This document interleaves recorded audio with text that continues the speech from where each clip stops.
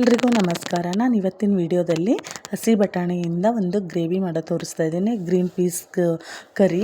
ಇದು ಚಪಾತಿ ಮತ್ತು ದೋಸೆ ಮತ್ತು ಪೂರಿಗೆಲ್ಲ ಸಖತ್ತಾಗಿರುತ್ತೆ. ಈ ಗ್ರೇವಿನ ನಾವು ಮಿಕ್ಸ್ ವೆಜ್ ಹಾಕ್ಬಿಟ್ಟು ಮಿಕ್ಸ್ ವೆಜಿಟೇಬಲ್ಸ್ಗೂ ಮಾಡ್ಕೋಬೋದು, ಮತ್ತು ಕ್ಯಾಪ್ಸಿಕಮ್ಮು ಆಲೂಗಡ್ಡೆ ಹಾಕಿ ಕರಿನೂ ಮಾಡ್ಕೋಬೋದು. ಬನ್ನಿ ಆಗಿದ್ರೆ ಯಾವ ಥರ ಮಾಡೋದು ಅಂತ ನೋಡ್ಕೊಂಬರೋಣ. ನೋಡಿ, ಇಲ್ಲಿ ನಾನು ಒಂದು ಹಸಿ ಬಟಾಣಿ ಒಂದು ಅರ್ಧ kg ಅಷ್ಟು ಬಟಾಣಿ ತೊಗೊಂಡಿದ್ದೀನಿ. ಹಸಿ ಬಟಾಣಿ ಇದಕ್ಕಿನ್ನ ಮತ್ತು ಕೊತ್ತಂಬರಿ ಸೊಪ್ಪು, ಈರುಳ್ಳಿ ಒಂದೆರಡು ಮತ್ತು ಟೊಮೊಟೊ 2, ಬೆಳ್ಳುಳ್ಳಿ, ಶುಂಠಿ, ಒಂದು 4 ಹಸಿಮೆಣ್ಸಿನ್ಕಾಯಿ, ಗೋಡಂಬಿ ಇದಿಷ್ಟನ್ನು ಹುರಿದಿಟ್ಕೊಳ್ಳೋಕ್ಕೆ. ಇನ್ನು ಒಗ್ಗರಣೆಗೆ ಎಣ್ಣೆ, ತುಪ್ಪ, ಈರುಳ್ಳಿ ಬೇರೆ 2, ಆಮೇಲೆ ಧನಿಯಾ ಪೌಡ್ರು, ಗರಂ ಮಸಾಲ, ಅರಿಶಿನ, ಖಾರದ ಪುಡಿ, ರುಚಿಗೆ ತಕ್ಕಷ್ಟು ಉಪ್ಪು, ಕೊತ್ತಂಬರಿ ಸೊಪ್ಪು, ಕಸ್ತೂರಿ ಮೇಥಿ ಇಷ್ಟು ಐಟಮ್ಸ್ ಬೇಕು.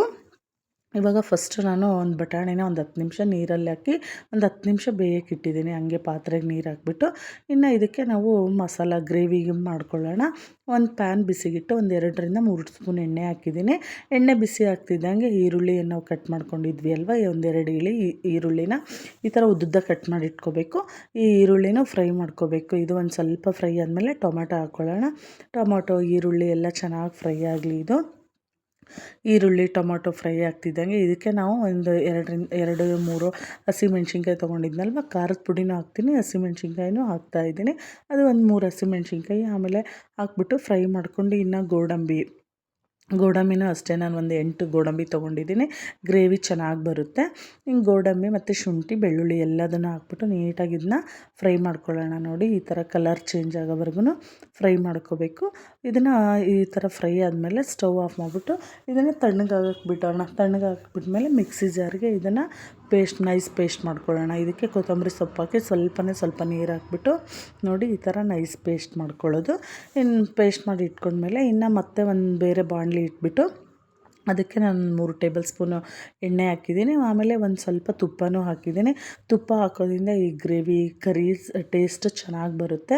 ಅದಕ್ಕೆ ನಾನು ಎಣ್ಣೆ ಮತ್ತು ತುಪ್ಪ ಎರಡೂ ಹಾಕ್ಬಿಟ್ಟು ಇದು ನೋಡಿ, ಎಣ್ಣೆ ಮತ್ತು ತುಪ್ಪ ಎಲ್ಲ ಬಿಸಿ ಆದಮೇಲೆ ನಾನು ಇದಕ್ಕೆ ಕರಿಬೇವು ಏನೂ ಹಾಕಲ್ಲ, ಅದರದ್ದೇ ಫ್ಲೇವರ್ ಬಂದುಬಿಡುತ್ತೆ ಅಂತ ಡೈರೆಕ್ಟಾಗಿ ನಾನು ಈರುಳ್ಳಿಯನ್ನು ಚಿಕ್ಕದಾಗಿ ಕಟ್ ಮಾಡಿ ಇಟ್ಕೊಂಡಿದ್ನಲ್ವ, ಆ ಈರುಳ್ಳಿ ಹಾಕ್ತಾಯಿದ್ದೀನಿ.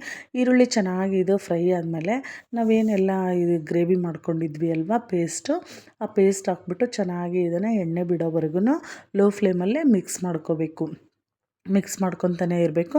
ನೋಡಿ, ಈ ಥರ ಎಲ್ಲ ಸೈಡಿಗೆ ಎಣ್ಣೆ ಬಿಡ್ತಾ ಇದೆ.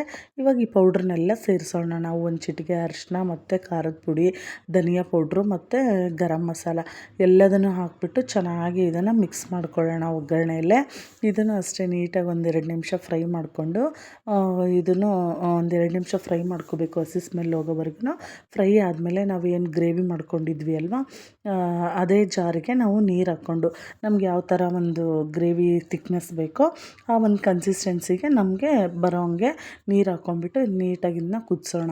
ಆಮೇಲೆ ಸ್ವಲ್ಪ ರುಚಿಗೆ ತಕ್ಕಷ್ಟು ಉಪ್ಪು ಹಾಕ್ಬಿಟ್ಟು ಚೆನ್ನಾಗಿ ಇದನ್ನು ಕುದಿಯೋಕ್ಕೆ ಬಿಡೋಣ.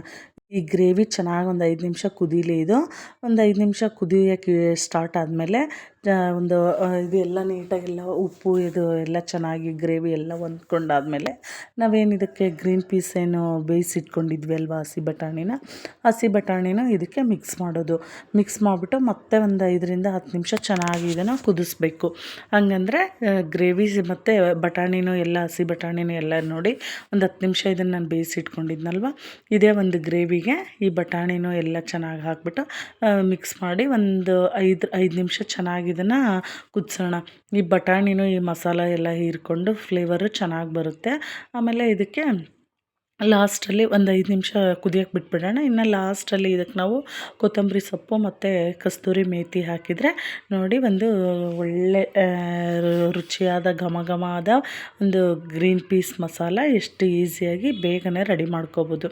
ಇನ್ನು ಫೈನಲ್ ಟಚ್ ಲಾಸ್ಟಿಗೆ ನಾವು ಸ್ವಲ್ಪ ತುಪ್ಪ ಹಾಕಿಬಿಟ್ಟು ನೀಟಾಗಿ ಎಲ್ಲ ಈ ಥರ ಮಿಕ್ಸ್ ಮಾಡಿದರೆ ನೋಡಿ ಎಷ್ಟು ಈಸಿಯಾಗಿರೋದೊಂದು ಬಟಾಣಿ ಕರಿ ರೆಡಿ ಆಗೋಯ್ತು. ನಿಮಗೂ ಈ ವಿಡಿಯೋ ಇಷ್ಟ ಆಗಿದ್ದರೆ ಪ್ಲೀಸ್ ಲೈಕ್ ಮಾಡಿ, ಶೇರ್ ಮಾಡಿ, ಸಬ್ಸ್ಕ್ರೈಬ್ ಮಾಡಿ. ಇನ್ನೂ ನನ್ನ ಚಾನಲ್ ಯಾರೆಲ್ಲ ಸಬ್ಸ್ಕ್ರೈಬ್ ಮಾಡ್ಕೊಂಡಿಲ್ಲ ಪ್ಲೀಸ್ ಸಬ್ಸ್ಕ್ರೈಬ್ ಮಾಡ್ಕೊಳ್ಳಿ. ಇದು ಕರಿ ಯಾವ ಥರ ಬಂದಿದೆ ಅಂತ ನೀವು ಒಂದ್ಸರಿ ಟ್ರೈ ಮಾಡಿ ನೋಡಿ, ಕಮೆಂಟಲ್ಲಿ ತಿಳಿಸಿ. Thank you.